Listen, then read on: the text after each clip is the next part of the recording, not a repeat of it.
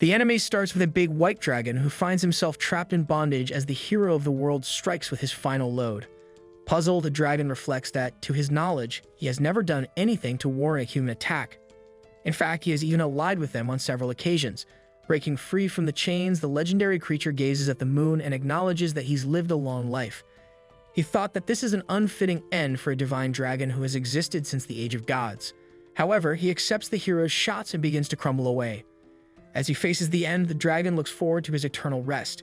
But the anime gods have other plans. He is reincarnated as a human, born to a family who names him Dullin.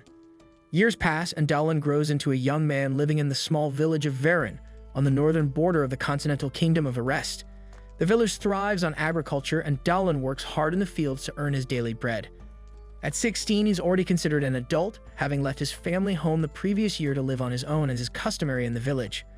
One day, Dullin goes fishing with his older brother, who asks about his upcoming journey to investigate the swamp. Your family who once lived there vanished about a month ago, and the village needs to figure out why, as they relied on them for trade. His brother notes that this task should fall to the garrison, not Dullin, but the former dragon explains that Captain Balon and the others are too busy defending the village. His brother offers to accompany him, but Dullin reassures him that he'll be fine. While talking, Dullin catches a massive fish after a brief struggle. On his way back to the village, he runs into Merida and Albert, who comment on his impressive catch. Dullin thanks Merida for convincing the village chief to allow him to go on the mission. She humbly says it's the least she can do since he helps with the training sessions for the children.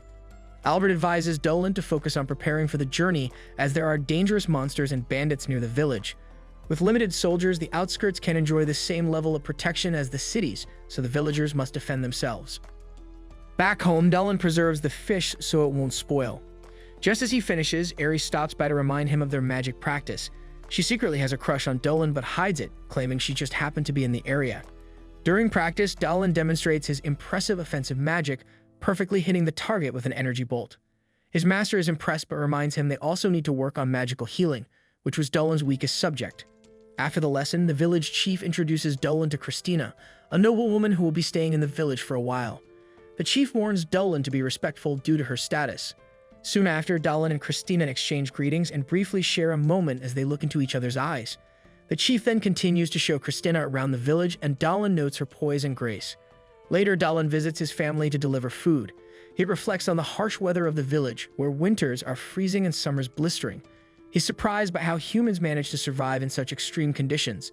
His parents and younger brother warmly greet him, and his mother prepares a delicious meal.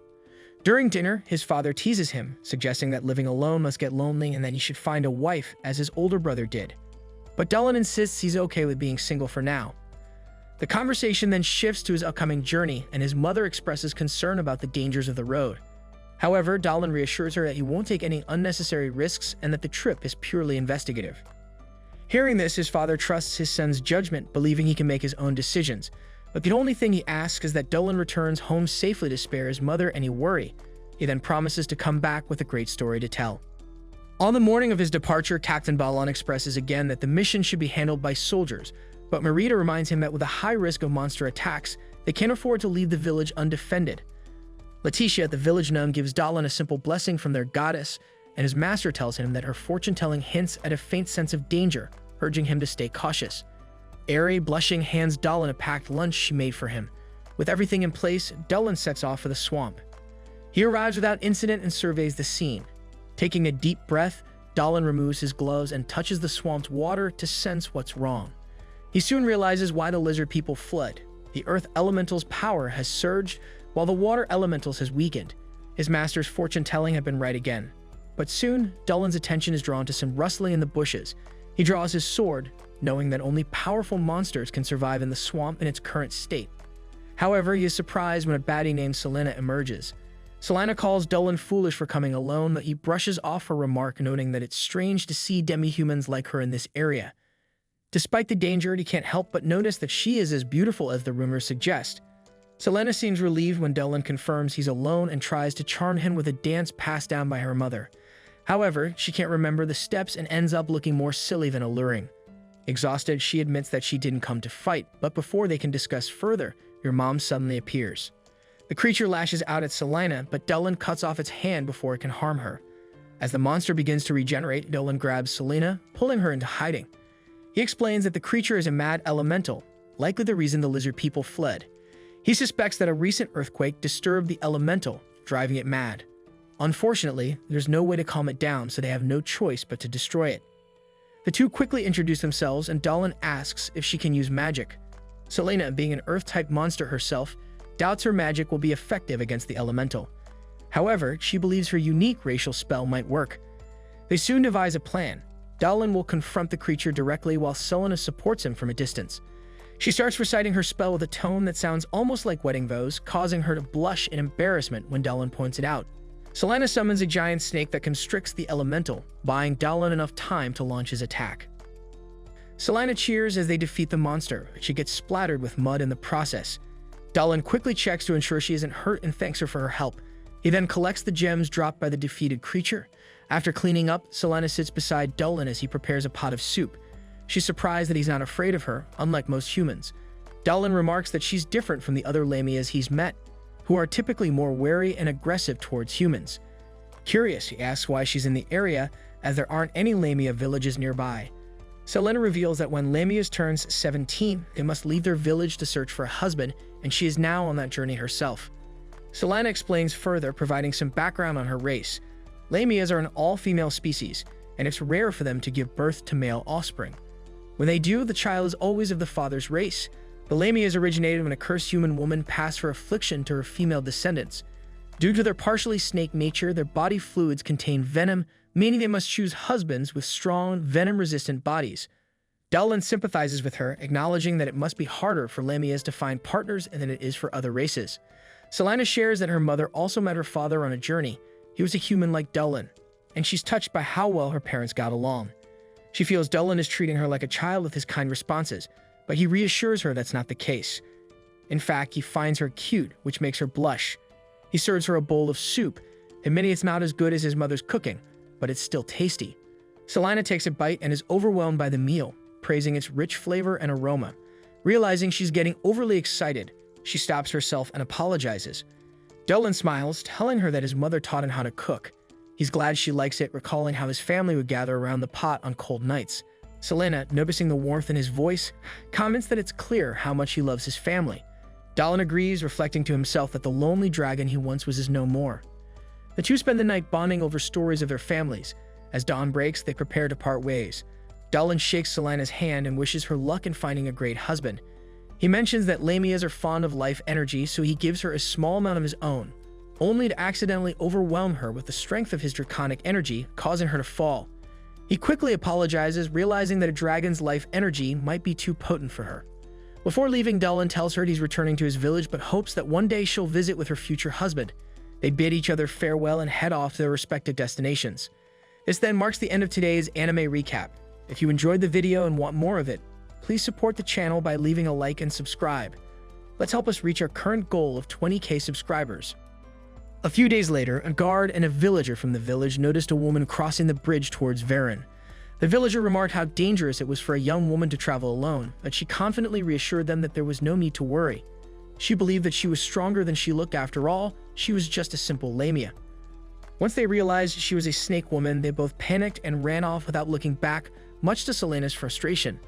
Meanwhile, back at Dahlin's house, Maguru was teaching Dahlin and Eri the basics of magical medicine. Unlike regular medicine, magical potions were made from ingredients imbued with magic and required extreme care and preparation. Even the smallest mistake could be dangerous or fatal. As she finished explaining this, Dahlin made his first mistake. Maguru chuckled, teasing him about not being very good with delicate tasks. Eri then encouraged Dahlin not to get discouraged, pointing out that he had a sharp eye for medicinal herbs and was wonderful with children. Blushing slightly, she added that he was also quite handsome. Dahlin thanked her for the kind words, but admitted that he struggled with following complex recipes, acknowledging he had a lot to learn. Maguru, finding no issue with Eri's mixture, sent her off to play outside. Eri, however, preferred to stay and help her mother, so she excused herself. During this, Dahlin reflected on his past life as a dragon, where he never needed medicine, which might explain why he wasn't good at handling delicate things. Despite Dahlin's frustration, Maguru reassured him that his offensive magic was exceptional, though magical medicine was still a challenge for him. She reminded him that there were no shortcuts in life and that the obstacles he faced were just steps on his journey to improving. Later that day, Dahlin went to Eri's house for lunch after being invited. Aries' father offered a prayer to Miral, the goddess of nature, thanking her for her blessings. During this, Dahlin reflected that it had been a long time since he last saw Miral. After lunch, he realized he had stayed too long and hurried off. On his way, he was stopped by a cowed demi-human woman who asked if today wasn't his training day. Dahlin confirmed he was late for that reason, but the woman offered him fresh milk that came straight from her, which she regularly shared with the villagers, and despite being in a hurry, Dahlin drank it enthusiastically. Eventually, Dahlin reached the training grounds where 3 young boys were practicing the spears under Albert's supervision. He apologized for being late, but Albert smiled and called for a break. The kids excitedly gathered around Dahlin to show off their skills, but Albert told them to come back after the break, disappointing them. Suddenly, Dahlin sensed the presence of a monster nearby. Albert quickly noticed Dahlin's unusual behavior and asked what was wrong, but Dahlin tried to brush it off. Later that night, Dahlin returned to the forest, following the sensation he had earlier. He was convinced it was a monster, perhaps one he had encountered before. As he ventured deeper into the woods, he came across Selena bathing. Startled, she almost fell, but Dahlin caught her in time. Once she composed herself, Dahlin asked what she was doing there. Embarrassed, Selena asked him to close his eyes. Confused, Dahlin wondered why, since she was a beautiful woman and he saw nothing wrong with admiring her beauty. Annoyed, Selena couldn't understand his indifference.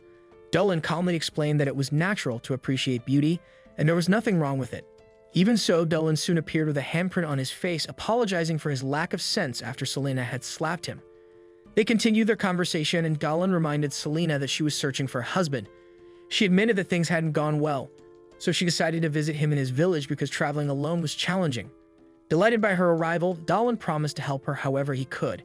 He even suggested they live together, which left Selena flustered. After recovering from the shock, she questioned if he was serious since she was a monster.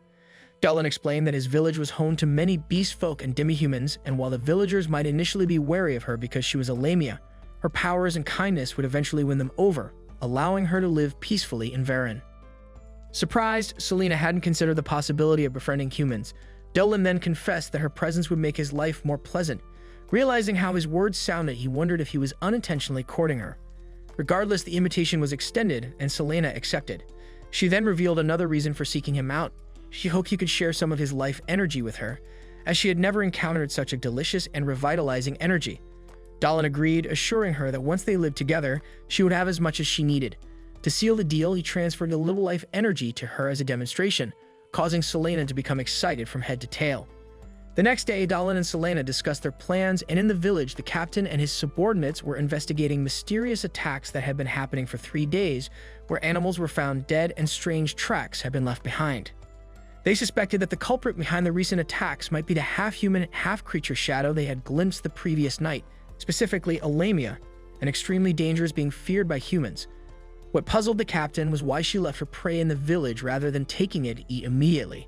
The officer warned the village elders of the potential threat lurking in the territory, and everyone wondered why a lamia had appeared in this region, as it was a rare occurrence. Captain Baron also proposed forming a squad to eliminate the creature once and for all. However, one of the village leaders pointed out that they had too few people, making it too risky. They agreed that reinforcements from the capital were necessary, so a messenger needed to be sent right away. While working with Albert, Dahlin overheard this conversation. He had reflected sadly on how deep the divide between humans and monsters ran. It pained him to think that someone like Selena, who was so kind and gentle, could be hated simply for what she was. Back at the meeting, Maguru urged the villagers not to panic, acknowledging Baron's concern for their safety. However, she suggested that the lamia might be leaving the animals as offerings to the village and encouraged them to understand the situation better before taking any action. At that moment, Ari arrived with the results of a divination Maguru had recommended. The elder carefully examined the ritual object and confirmed that Ari had reached the same conclusion as she had. The appearance of the serpent was a good omen, and the villagers should wait and see what happened next. Overjoyed by the decision, Dahlin rushed off to tell Selena that the offering plan had worked, setting the stage for the next part of his plan. The following day, Captain Baron informed his soldiers that a lamia had been spotted, so a special training session would be held to ensure everyone was prepared in case of an attack. The children were captivated by the captain's commanding presence, especially his son Toro. Meanwhile, Dahlin pondered the village's defense and how it played a key role in his plan with Selena. He knew he would need help from key figures like the captain, the lieutenant, and priestess Letitia, who could perform healing miracles and antidotes. However, since Letitia was a messenger of the goddess Miral, Dallin had to ensure she didn't view Selena as a threat, as that would spell disaster for the Lamia. The previous night, Dallin had arranged for Selena to rescue him during training in the burrowing rabbit territory. He would intentionally enter the animal's den and then signal Selena for help. However, things took a different turn when a guard rushed in during training, reporting that your hairy father was approaching. The massive beast soon appeared and raged. Baron then ordered everyone to stay back, as a blow from the bear could be deadly. However, the problem was that Toro was too close to the bear and defenseless. Seeing this, Dallin acted quickly, leaping to protect the boy. At the same time, Selena suddenly appeared, throwing herself in front of Dallin to shield him from the bear's claws. She then cast a spell, commanding the bear to return to the forest, leaving everyone stunned as the beast obediently retreated. Afterward, Selena checked on Toro, asking if he was all right, but Captain Baron remained suspicious of her intentions and threatened her. Dallin defended Selena, explaining that she had saved him and Toro. Another villager, Malad, agreed, but Baron remained wary. He questioned why the Lamia had been leaving offerings in the village and why she had saved them. Selena explained that she had saved them because their families would be heartbroken if they died. She then bowed and pleaded for permission to live in the village, revealing that her father was human and had always loved her mother. Hearing this, Baron asked Priestess Letitia for her opinion. The priestess received a message from the goddess Miral, affirming that the Lamia before them was no threat and that everyone should live in harmony. Letitia then approached Selena, noting that the Lamia was keeping her eyes closed to ease the villagers' fear of curses. Gently, she asked Selena to open her eyes, assuring her that everything was fine now. However, Selena was gravely injured from her earlier efforts and fainted soon after. Once Selena recovered, she was given a house in the village. She was touched by the kindness the villagers showed her, including a plush mushroom left in her new home, an idea suggested by Captain Baron himself. Speaking of him, Baron later apologized to Selena for drawing his weapon on her, acknowledging that she had saved his son's life. Eri asked Selena to share everything she knew about her species so they could take better care of her, and Selena, in turn, wished to learn more about humans. Finally, Dallin, pretending not to know Selena, extended his hand to her in greeting.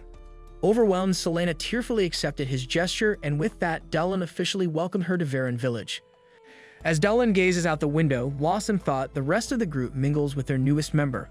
He can't shake the feeling of being indebted to his old friend, the so-called goddess Miral, whose oracle saved Selena.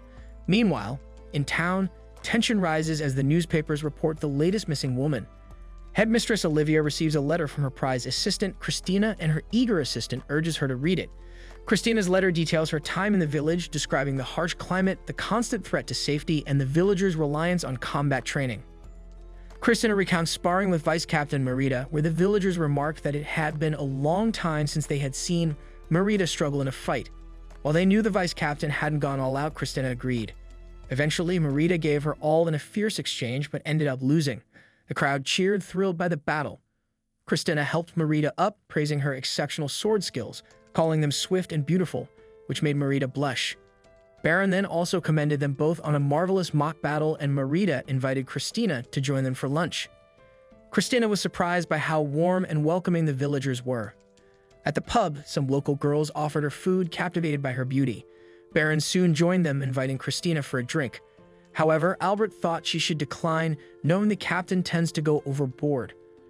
Merida then scolded Baron, calling his request disrespectful. So Baron quickly apologized, assuring her he meant no offense, and then left with the other boys to enjoy themselves. Christina later overheard them laughing as she prepared for bed, but restlessness led her to train more. During her nighttime training, Christina bumped into Dallin and Selena. Noticing Christina seemed upset, the Lamia invited her to her home. Selena showed off her straw bed, boasting about its comfort. Dallin gently reminded Christina that humans might not find it as cozy, but the noblewoman tried it anyway, surprised by how comfortable it was. Selena spoke of how the villagers' warm nature had eased her worries about being accepted, and she pointed out that everyone in the village loved Baron's wife's milk. Christina now understood why the villagers gathered there each morning. They also discussed how the captain consistently is the best at drinking his wife's milk and Dallin's brother's impressive fishing skills.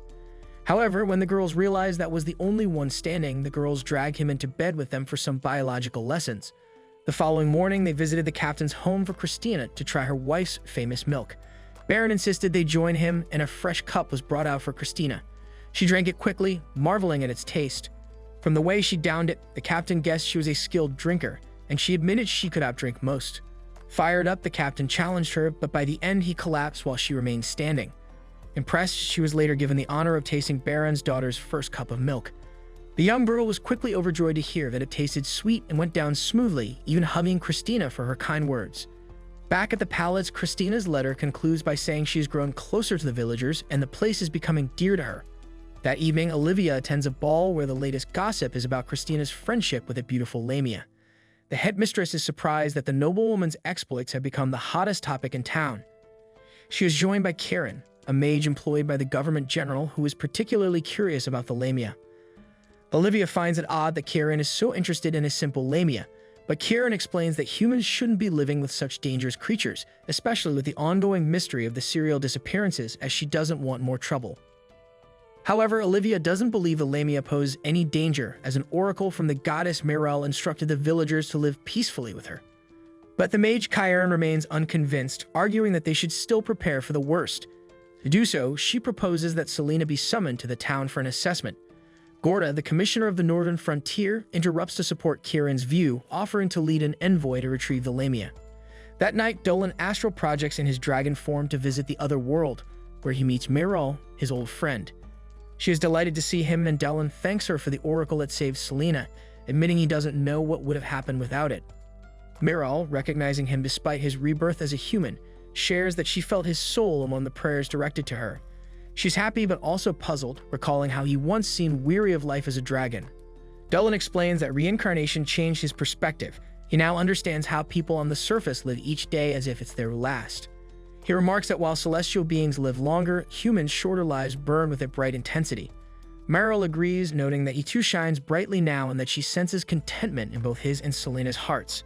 As day breaks, Selena bursts into Dolan's room, waking him up with the news that it's a new day. Dolan asks her to knock next time, but she notices that he's in good spirits.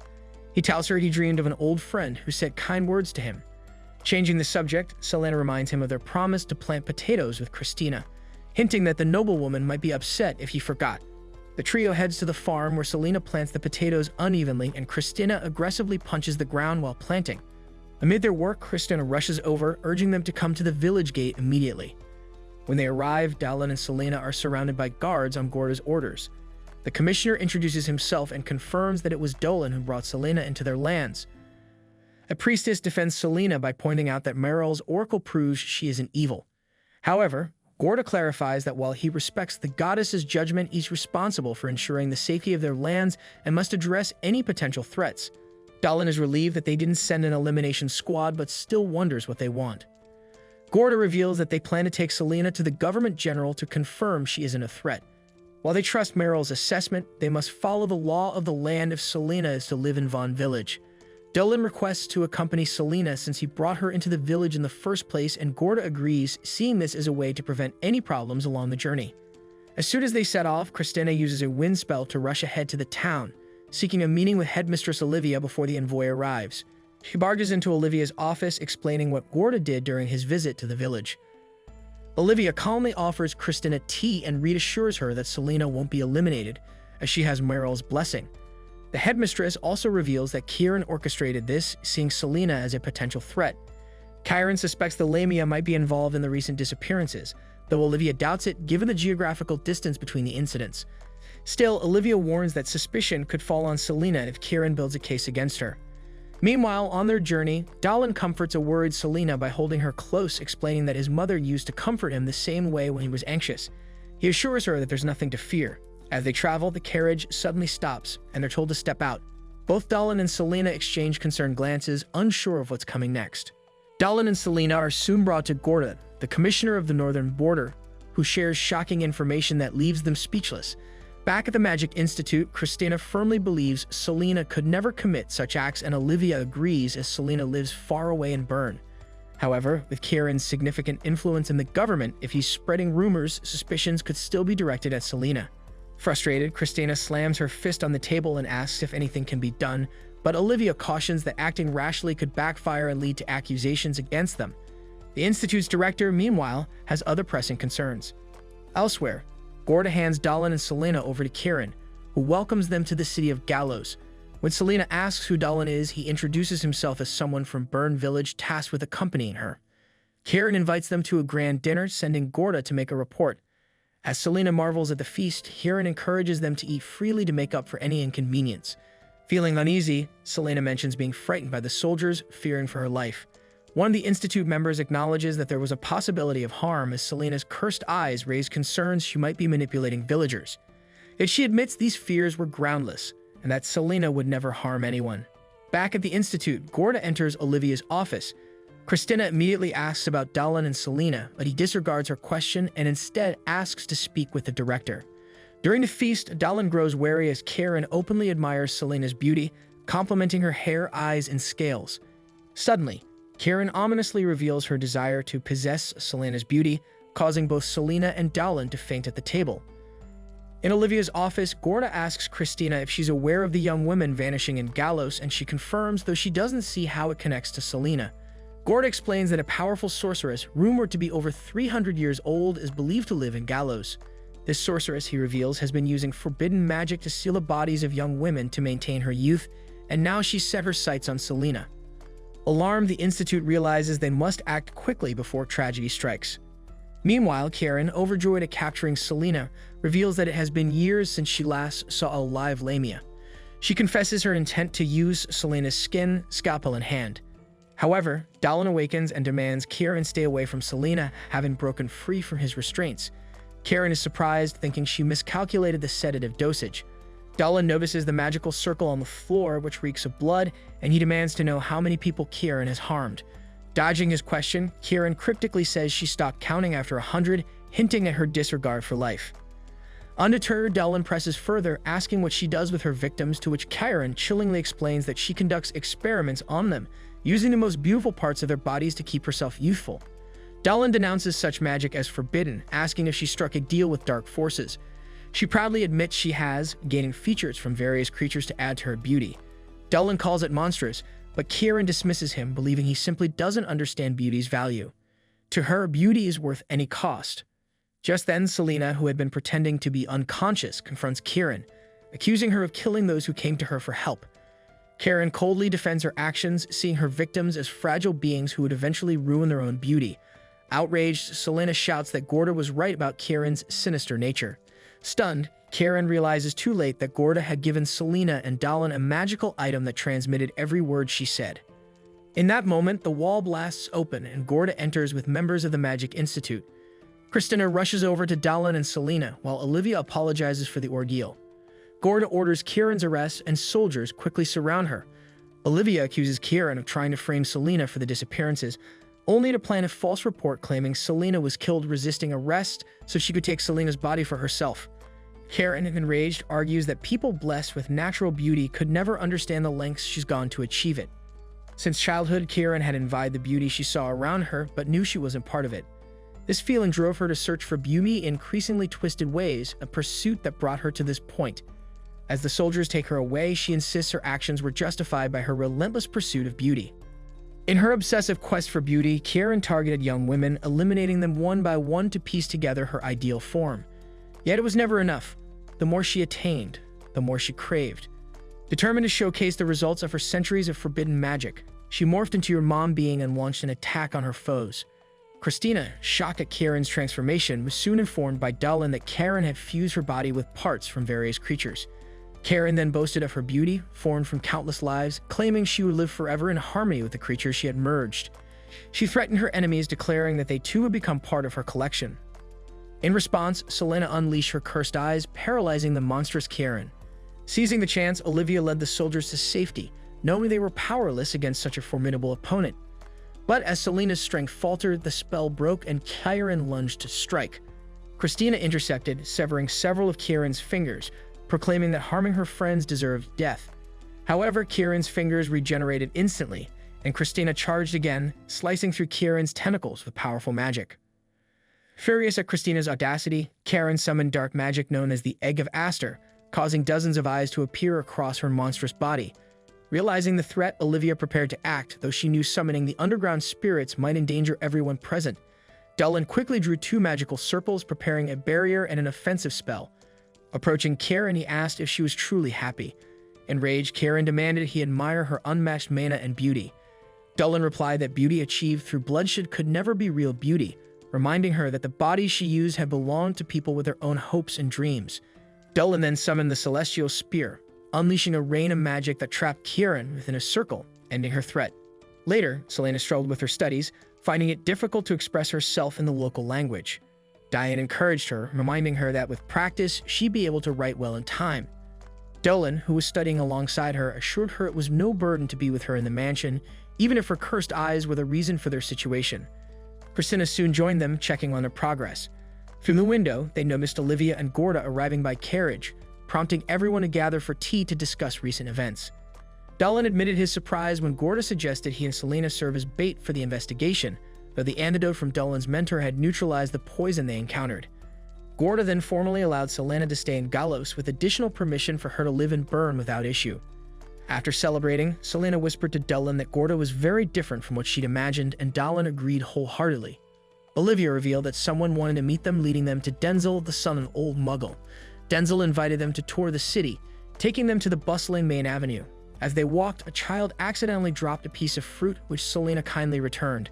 The child's mother, however, quickly shielded her son, wary of Selena's Lamia nature, drawing cold stares from those nearby. Despite this, Selena kept her spirits high, determined to buy gifts for the villagers. At the end of the outing, Dolan invited Denzel to visit Bern, and Denzel returned the offer, suggesting Dolan consider joining the academy. Denzel, noting Dolan's potential, encouraged him to train his powers fully. Dolan, however, declined, stating he was busy with village responsibilities, though he promised to think about it. Olivia added that studying at the academy could allow Dolan to use his powers to protect the village someday.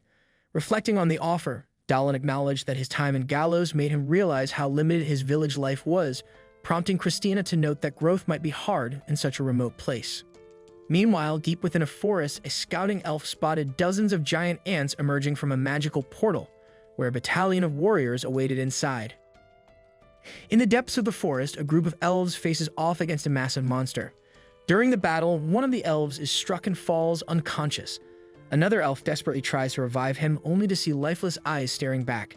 Enraged, she shouts at the creature to leave the forest, but soon the entire group is wiped out. Later, a man wearing a fox mask and a young companion arrive at the crime scene, finding the elves slain. One elf, barely alive, weakly reaches out to warn them of more monsters lurking in the woods. With his message delivered, he dies. The masked man's face grows serious as he remarks that they need to inform the tribe leader of the impending threat. Elsewhere, Dolan and Christina help train the village children, while Selena and Baron watch. As they look on, Selena recalls Dolan's invitation to join an academy, and a wave of worry washes over her at the thought that he might leave. Lost in thought, she doesn't notice when the village kids start playing with her tail, and she chases them in playful retaliation. Observing her, Dolan realizes how much Selena has become a part of village life and hopes things stay this way. Just then, a tired Christina approaches Dolan with a request to explore the forest together. She mentions hearing that powerful monsters roam the woods and she wants to test her strength against them. Dolan warns her not to enter the forest without a solid reason, but Christina insists, saying a villager can't graze his pigs there due to the monsters. She volunteers to act as a bodyguard, feeling it's her duty to protect the villagers however she can. Dolan sighs, surprised by her eagerness to guard pigs, but agrees to join her. Before long, Dolan, Christina, Baron, and a few knights accompany the pigs into the forest. Selena observes the heavily armored knights, and Dolan explains that with strange monsters appearing recently, everyone has to stay alert. They arrive at the grazing area, where Dolan and the others stand watch over the pigs. Meanwhile, Baron leads his men on a patrol around the area. When a pig wanders into the undergrowth, one of Baron's soldiers chases after it, only to find the injured animal suddenly thrown back toward him by a fierce blade-wielding tiger. Terrified, the guard nearly collapses in fear as the tiger mistakes him for another pig and charges at him. Fortunately, Baron arrives in time to strike the tiger on the head with his enormous hammer, chastising the soldier for his lack of vigilance. Ironically, Baron himself fails to notice a giant black ant creeping up behind him. The ant creature ambushes Baron, quickly overwhelming him. Dolan and the others hear his shouts and rush to his aid, arriving just in time to find Baron defeated by the massive ant. The creature lunges at Dolan, but he blasts it with energy, bringing it down. Christina asks what kind of creature it is, and Dolan explains that it's not just a monster. It's a demon from the underworld, even if only a low-ranking scout, still far stronger than ordinary monsters. When Christina asks how he knows about demons, he replies that he learned about them from old books. Then Dolan offers to pin down the demon so Christina can finish it off. She dashes forward as Dolan weakens it with magic, and taking her chance, she strikes the demon's head, defeating it.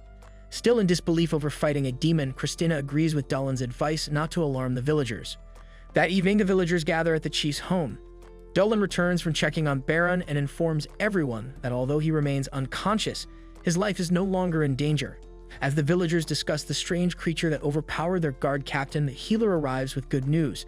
Baron has regained consciousness and should recover soon. However, the healer warns them that the creature that attacked Baron was even stronger than the blade-wielding tiger. Dolan, concerned by the signs of unrest in the forest, suggests investigating further. The village healer advises him to tread carefully, reminding him that nature only retaliates when its territory is disturbed. Dolan argues that they need to be proactive to prevent future threats. Reluctantly, the healer agrees with one condition: you must bring someone along. Christina immediately volunteers, but the village chief declines, explaining that risking her safety would betray the trust of the academy headmaster. Seeing her chance, Selena steps up, insisting she will accompany Dolan.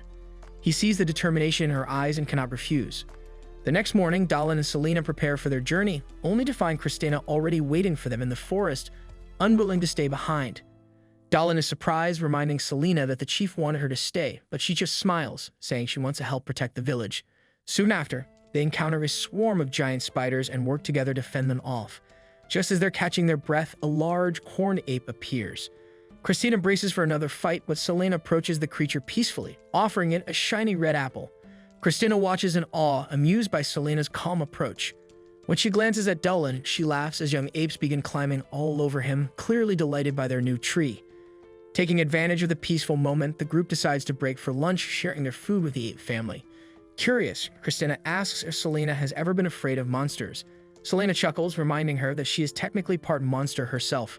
She encourages Christina, suggesting she feed the baby apes, and soon Christina finds herself charmed by them. As they relax, Dolan pieces together clues and realizes that both the spiders and the apes may have been driven out of their usual habitats by something far more dangerous. Out of nowhere, Selena glances at Christina, admiring how she even manages to look elegant while eating a simple slice of bread.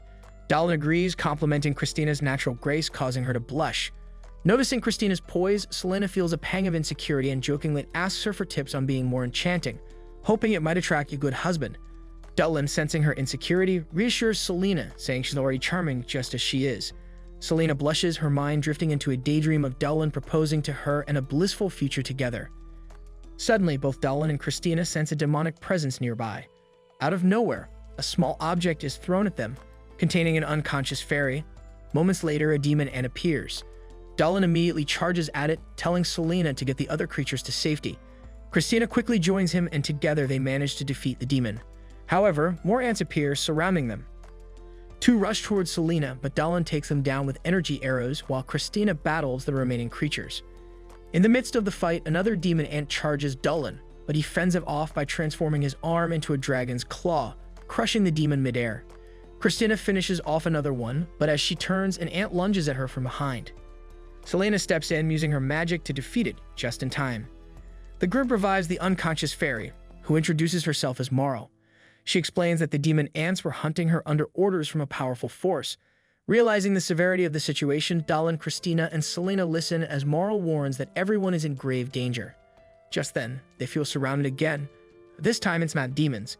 Christina instinctively reaches for her sword, but Dolan senses no hostility and motions for her to lower her weapon. Emerging from the bushes, a group of forest elves approaches, led by one who steps forward and assures Marl they've come to rescue her. Marl tried to persuade the leader that both the humans and the Lamia had saved her. At the same time, Dolan reassured his companions that they were safe since they came in peace, although he advised them to stay behind him just in case. Student Geo, the elven commander, approached Dolan to thank him and his group for saving the fairy. The elf bowed respectfully, surprising the trio. However, Geo warned them that Enti belonged to the forest dwellers, expressing some wariness as he asked Dolan why they were there. Dolan explained that they had come from Burn Village, where monsters had appeared. Suspecting something was wrong in the forest, they came to investigate, but he now realized he should have asked for permission before entering the territory, so he apologized. Geo understood Dolan's reasoning and didn't blame him, though he suggested they leave immediately, as the forest was in a state of unrest.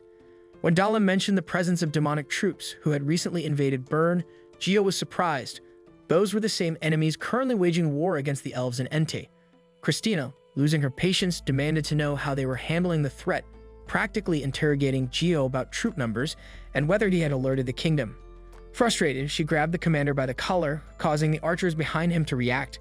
Selena quickly intervened to pull her friend back, but Christina was furious about the elves' apparent reluctance to accept help in such a dangerous situation.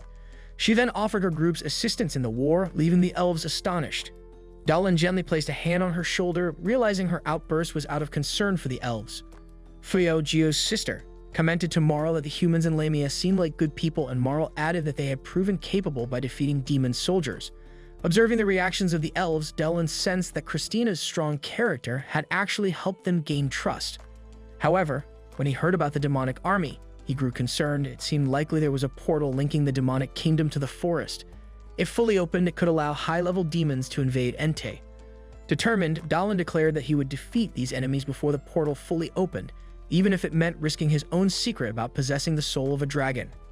He then offered to help the elves, though he understood it was against their laws to accept assistance from outsiders. Fuyo joined in, urging her brother to accept the help since the strangers were both capable and willing to defend the forest. Seeing the gravity of the situation, Gio relented, accepting the help of the three outsiders. He recognized that the forest's danger threatened everyone and welcomed their support in the fight. The elven leader then extended his hand to Dallin, sealing their agreement. Suddenly, a thunderous crash echoed through the forest and chaotic energy filled the sky, confirming Dallin's worst fears. The portal had opened. Three demons emerged, wasting no time in beginning their mission. Dallin quickly cast a wind support spell to hasten his group's movement toward the village. One demon, Harem in gray armor, declared that their goal was to seize Entei's Yggdrasil for their ruler. Giroud in red armor remarked that their presence showed the trust placed in them, asking about another demon, Jorg, who had not yet arrived. Raphrasia, a small demon girl, explained that Jorg's immense mana was probably causing a delay. While waiting, Giroud challenged the others to a game of hunting elves, eager to spill blood. Garen declined, uninterested in weaker foes, but Giroud dashed off in pursuit of his target. Meanwhile, the third demon, Garayan, commented that the scent of the forest made her want to show a bit of love. As more demons poured through the portal, they reached the elven village, where defenders began firing arrows to slow their advance. However, the real challenge came when Giroud appeared, declaring himself one of the four demonic horsemen. The elves' arrows could not pierce his armor, and with one powerful strike, he shattered the village entrance, sending elves flying. Gio received word from his spiritual allies that demons were attacking from the north, so he planned to enter from the south to reinforce the defenses. As Zert's demons set up a barrier to block Dallin and the others, Giroud scorned the elven resistance, declaring that they could handle his troops but would fall in a single strike from him. To him, the cries of defeated elves were a delight. Approaching a fallen elf, he was about to strike with his spear when suddenly, black rose roots spread across his body, immobilizing him. A female voice then urged the elf to escape immediately. Furious, Giroud struggled to break free from the roots binding him, but the plants absorbed his mana and strength, flourishing even more. The elf he tried to kill stopped and recognized the woman who saved him as Diadora. Meanwhile, Gio and his troops pushed north, defeating enemies along the way. Dallin summoned his ancestral power, unleashing an energy surge that cut down many Zerts at once. Christina, with flawless swordsmanship, swept through the battlefield, while Selena led her magical support. Gio cleared a path between rows of trees serving as an illusionary barrier and directed his team toward the village, ordering them to defend their territory. Dallin stayed behind to buy time, handing his friends refined purity magic crystals from the swamp, enabling them to cast powerful spells. Christina unleashed her tornado ability, Selena conjured earth spears, piercing the demons from below, and Dallin launched a forest-sweeping explosion, impressing Gio. The elf, recognizing their strength, admitted he might rely on the outsiders even more. Dallin, wanting to earn their trust, explained their intentions. However, Diadora accused the demons of unforgivable crimes, destroying flora, insects, and animals that called the forest home. Jello dismissed this as nonsense, saying only the weak considered such things sins, while true sin was weakness itself. Amused, he mocked her accusations. Diadora found his words revolting, yet by his logic declared him sinful for his own weakness.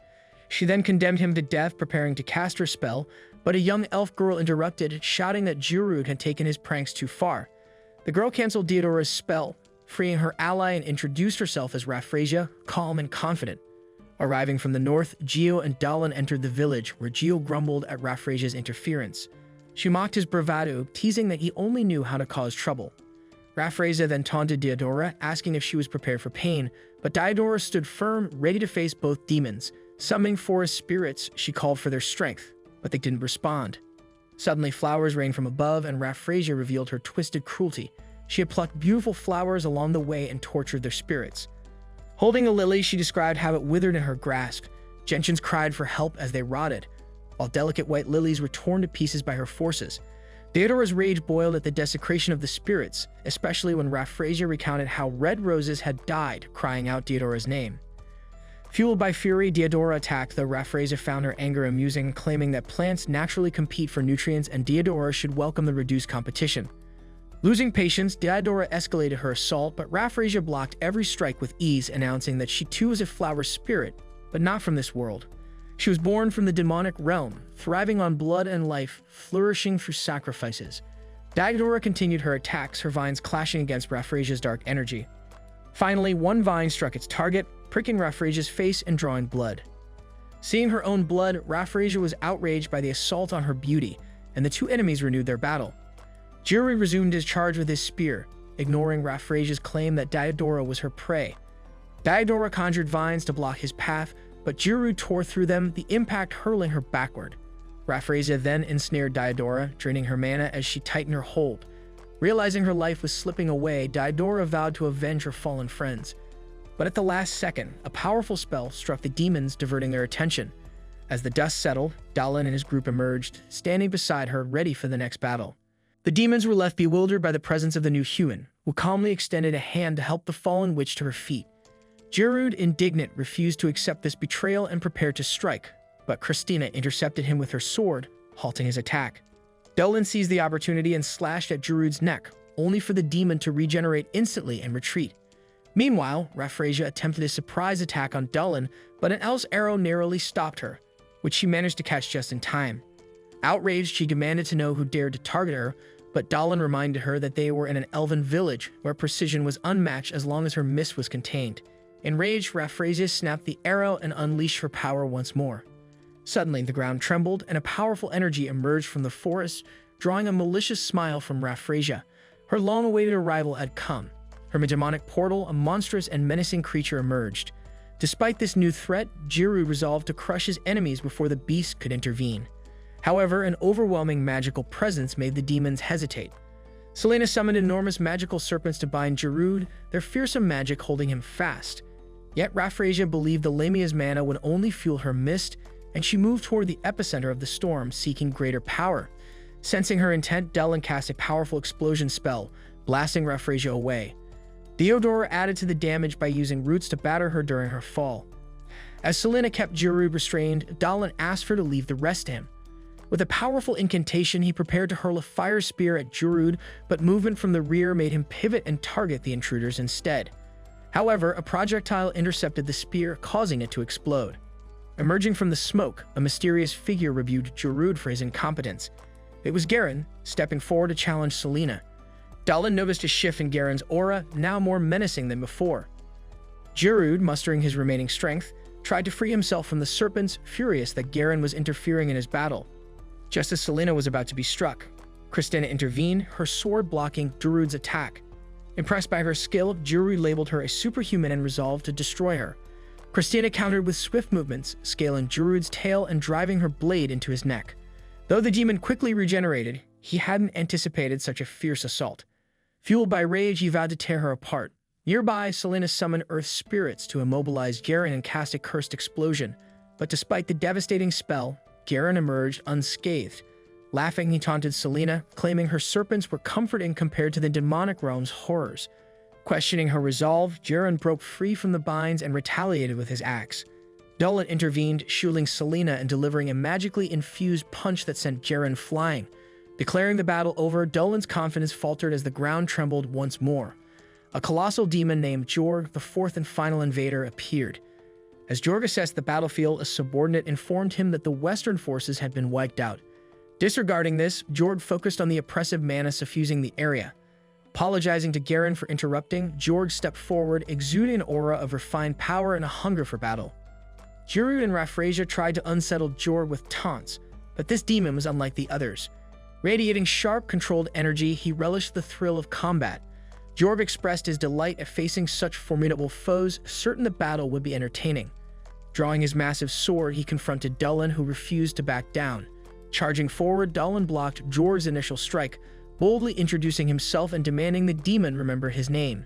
Startled, Jorg recognized the name, though he believed it unconnected to this human. Wielding twin giant swords, Jorg tried to overpower Dullin, but the human, using an unknown magic, managed to repel his assault. Stepping back briefly from the melee, Dullin sensed the demon had detected the draconic mana coursing through his veins. However, there was no time to dwell on it. He surged forward, driving his blade into the demon's shield while exhaling ancient mana to amplify the strike. Impatient, the monster launched a counterattack that failed to connect, giving Dullin a chance to retaliate with his explosion magic.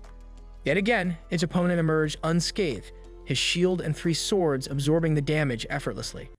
Realizing his adversary's exceptional skill, Dullin pressed on while Christina watched in awe at her ally's ability to keep the demon on the defensive.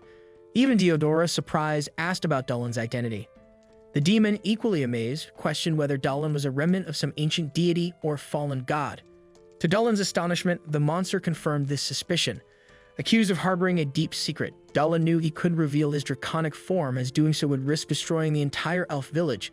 While a conflict brewed in his mind, the demon declared that words were unnecessary, only their weapons would decide the outcome. With that, Jorg resumed his attack, this time more brutal and relentless. Dullin struggled to avoid the onslaught, but in a swift maneuver he managed to cut Jorg's chest.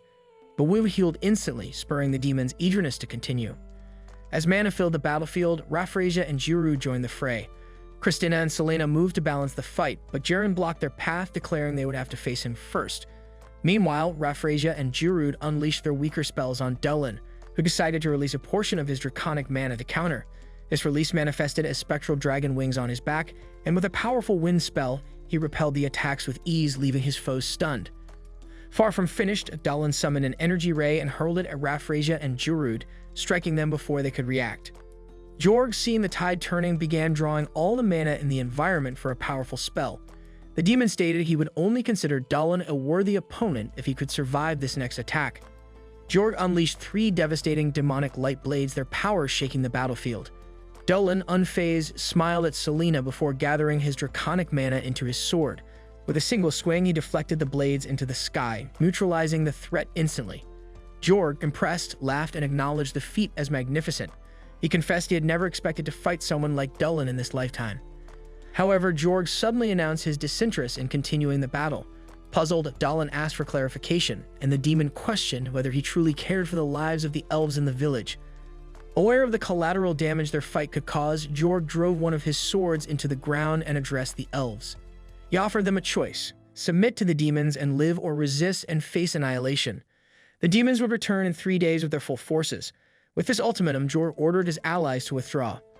As the demons retreated, Garen taunted Selena, declaring compassion for enemies a greater sin than defeat.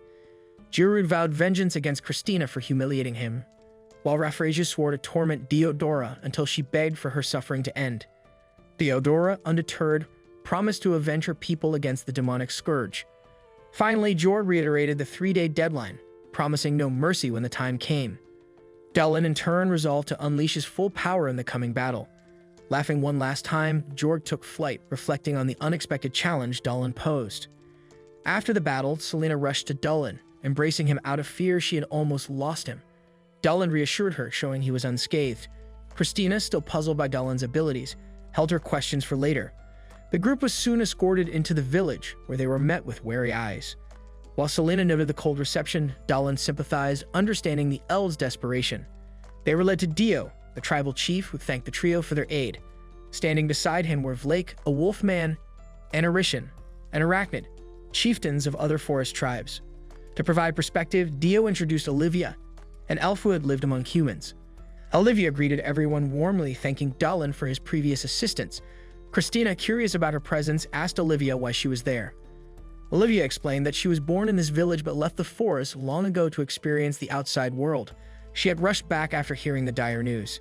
Dio hadn't expected the humans to recognize the elf, but he brushed that aside as the village chief announced his decision. They would not wait for the 3 days Jorg had demanded.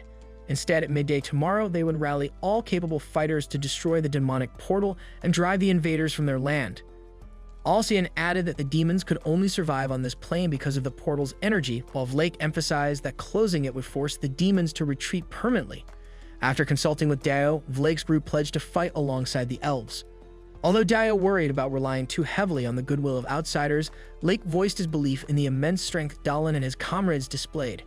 He argued that seeking help from the humans and Lamia was not a sign of weakness, but a necessary step.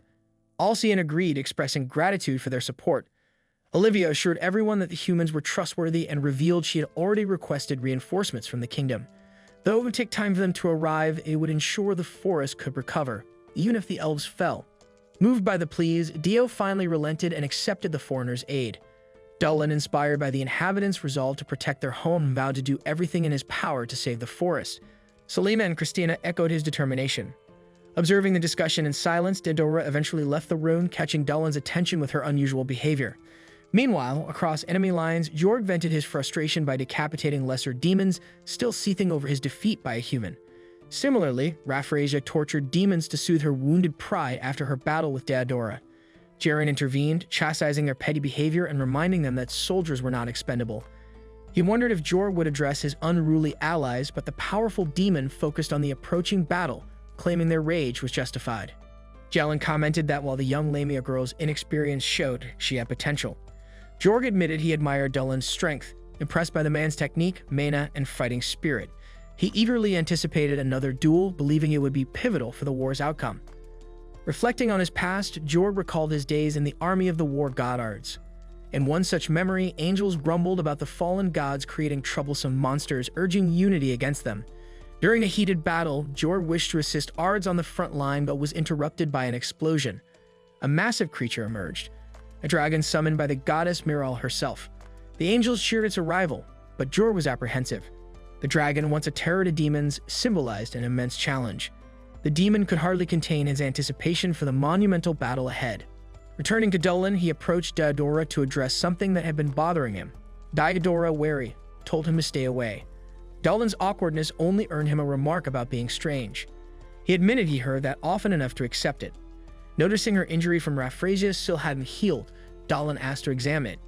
The extent of the wound shocked him. How had she been walking around like this? Extending his hand, he used his life energy to purify the wound.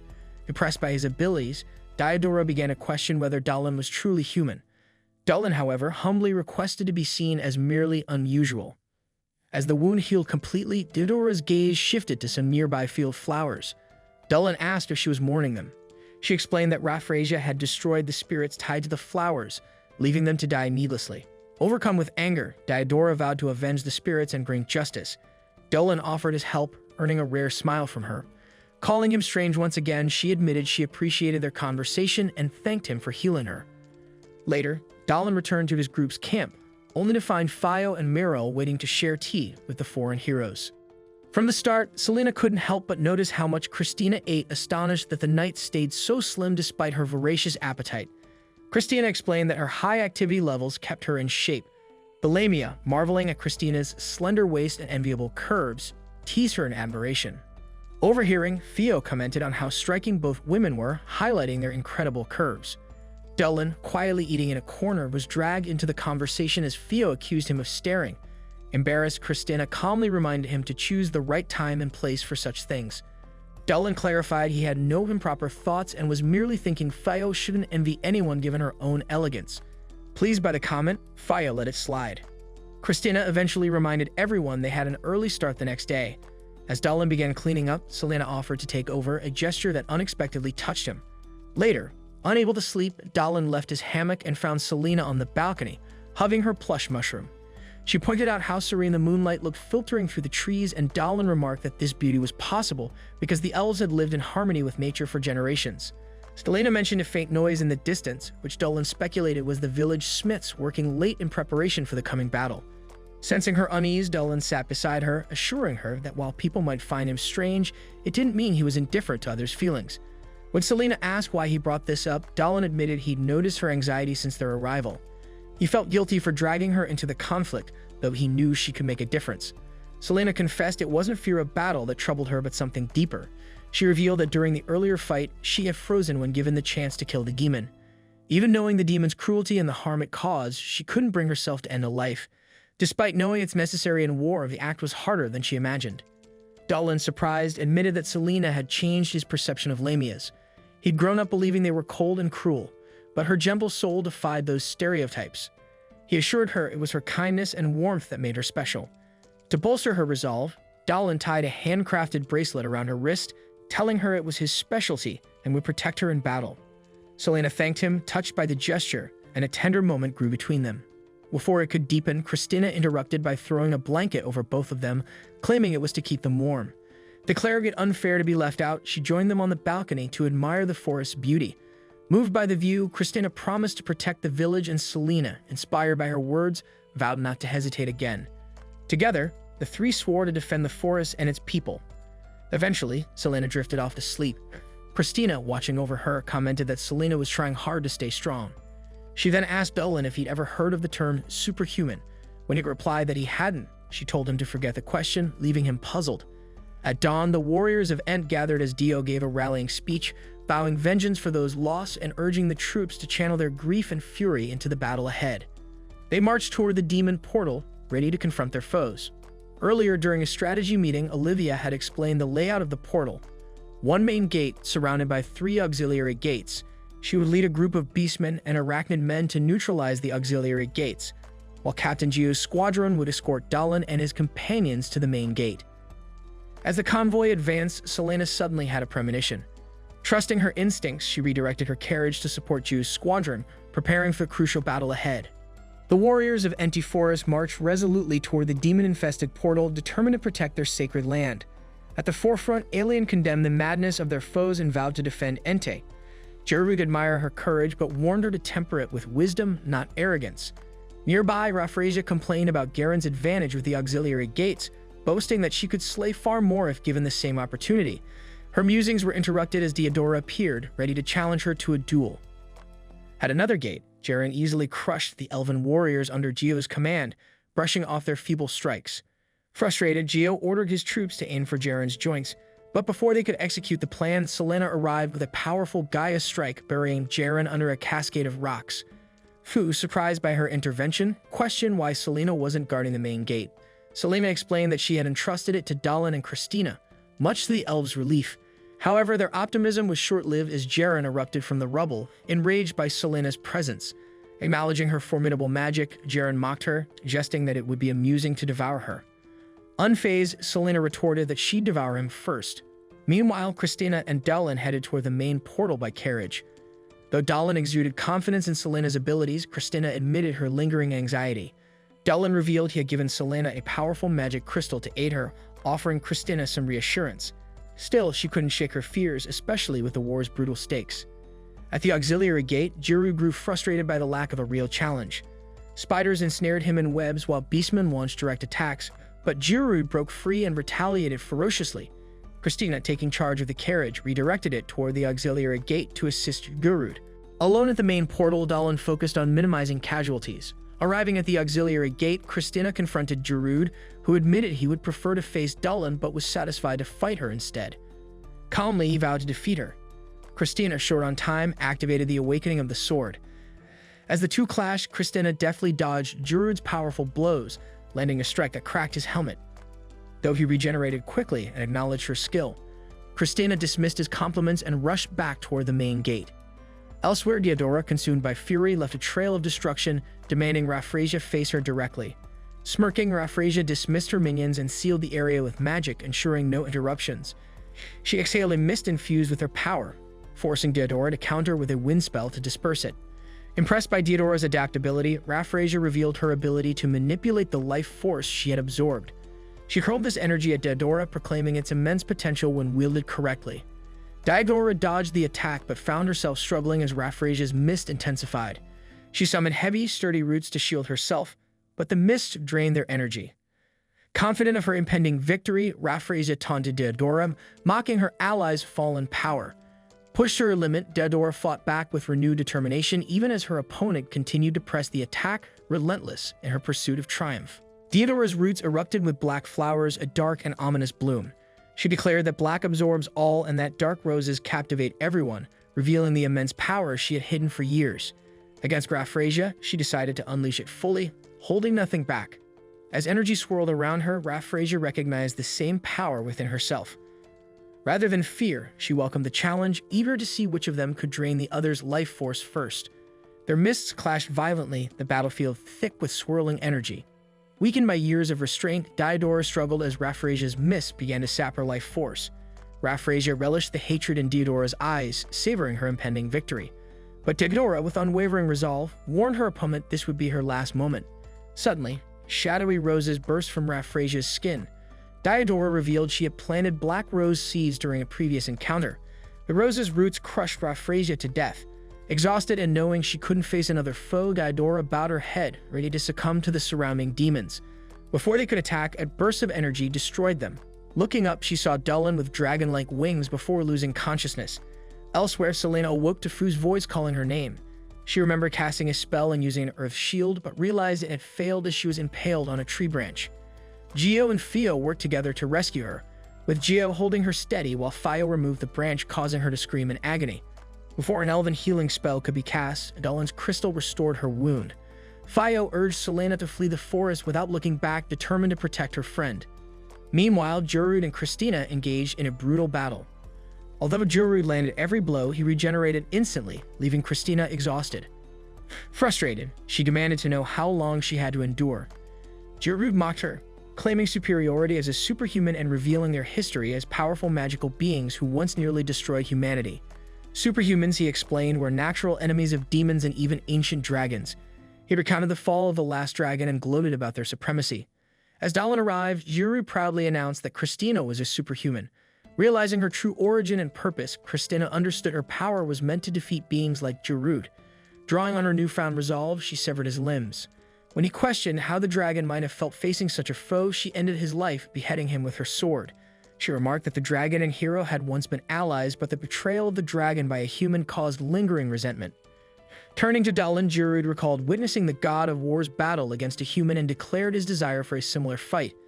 Dullin questioned his audacity, but Jurud confidently challenged him.